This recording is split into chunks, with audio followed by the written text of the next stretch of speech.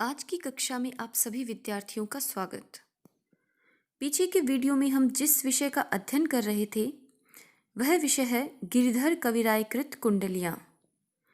आज की कक्षा में हम उसी विषय को आगे बढ़ाते हुए उनके द्वारा रचित कुंडलियों का अध्ययन करेंगे। तो आइए आज की कक्षा शुरू करते हैं। राम तू ही कृष्ण है, तू ही देवन को देव, तू ही ब्रह्मा शिव शक्ति तू ही सेवक तू ही सेव, तू ही सेवक तू ही सेव, तू ही इंदर तू ही शेषा, तू ही होय सब रूप कियो सब में परवेशा। कह गिरिधर कविराय पुरुष तू ही वामा, तू ही लक्ष्मण तू ही भरत शत्रुघ्न सीता रामा। प्रस्तुत अवतरण हिंदी साहित्य के रीतिकालीन नीति विषयक कवि गिरिधर कविराय द्वारा रचित कुंडलिया से उद्कृत है। जैसा कि मैं पहले भी बता चुकी हूँ, कुंडलिया एक छंद है जो दोहा और रोला छंद के संयोग से बना हुआ है। इसमें 6 चरण होते हैं और प्रत्येक चरण में 24 मात्राएं होती है। इस प्रकार से ये एक सममात्रिक छंद है। इस छंद में प्रथम 2 चरण यानी पहले 2 चरण दोहा छंद के होते हैं और अंतिम 4 चरण रोला छंद के होते हैं। जो ये अवतरण है, इस अवतरण में कविराय ने परमात्मा की व्यापकता को बताते हुए उसे सर्वशक्तिमान, सर्वव्यापक, सर्वनियंता, सर्वज्ञ बताते हुए अद्वैतवाद का समर्थन किया है। राम तू ही कृष्ण है। कविराय कहते हैं कि हे परमेश्वर, हे ईश्वर, तू ही राम है, तू ही कृष्ण है। राम भी तू ही है, तू ही कृष्ण भी है। तू ही देवों का देव है, तू ही समस्त देवताओं का देव है। तू ही ब्रह्मा शिव शक्ति तू ही ब्रह्मा है, शिव भी तू ही है और शक्ति भी तू ही है। तू ही सेवक, तू ही सेव, तू ही सेवा करने वाला सेवक है। तू ही सेव और सेवा करवाने योग्य भी तू ही है। सेवा करवाने वाला भी तू ही है और सेवा करने वाला सेवक भी तू ही है। तू ही सेवक, सेवा करने वाला सेवक भी तू ही है।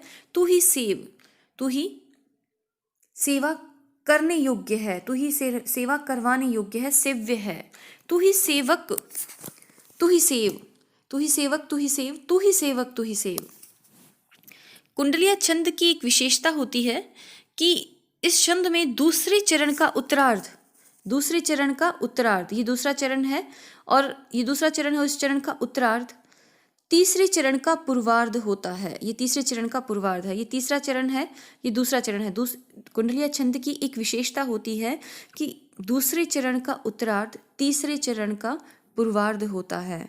और इसके अतिरिक्त कुंडलिया छंद का प्रारंभ जिस शब्द से या शब्द समूह से होता है, जो अंत है इस छंद का, वो भी उसी छंद से होता है।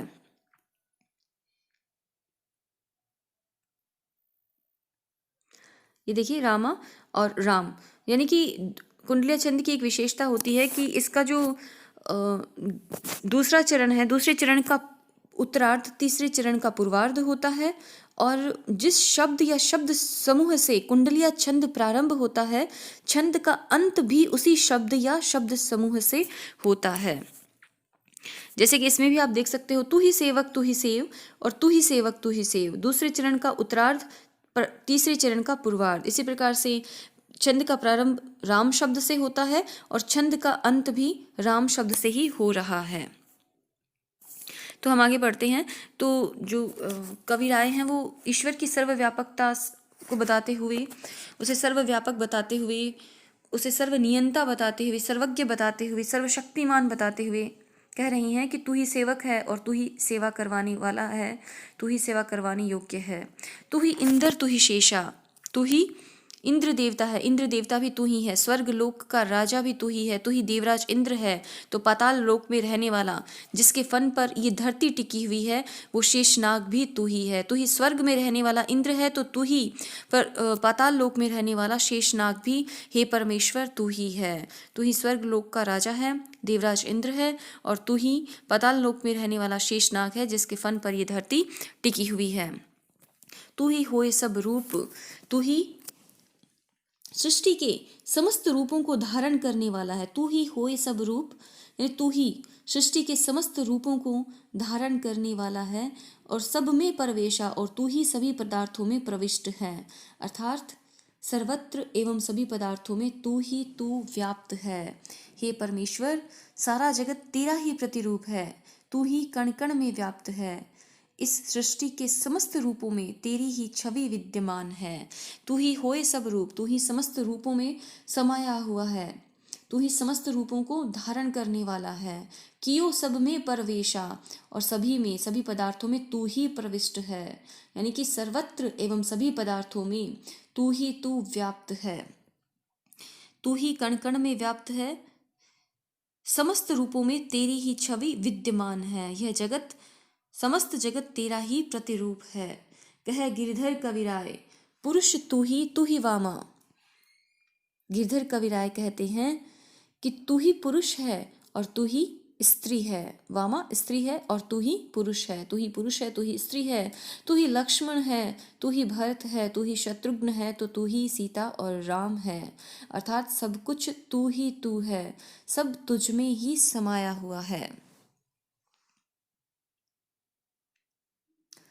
इस प्रकार से हम देखते हैं कि राम तू ही कृष्ण है। संक्षेप में एक बार फिर से देख लेते हैं कि तू ही राम है, तू ही कृष्ण है, तू ही समस्त देवों का देव है, तू ही ब्रह्म है, तू ही शिव है, तू ही शक्ति है, तू ही सेवा करने वाला सेवक है, तो तू ही सेव्य है, यानी सेवा करवाने योग्य भी तू ही है।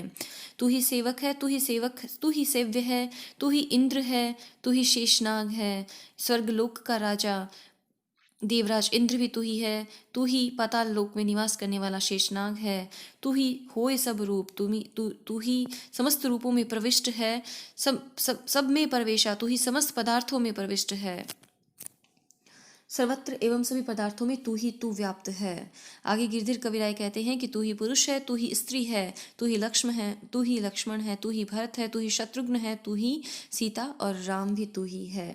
इस प्रकार से अगर हम विशेष देखते हैं इस अवतरण में, इस छंद में, तो इस छंद में लेखक ने, कविराय ने इस उस परम तत्व को समस्त चर अचर जगत में, चराचर जगत में, समस्त पदार्थों में, समस्त प्राणियों में व्याप्त बताया है।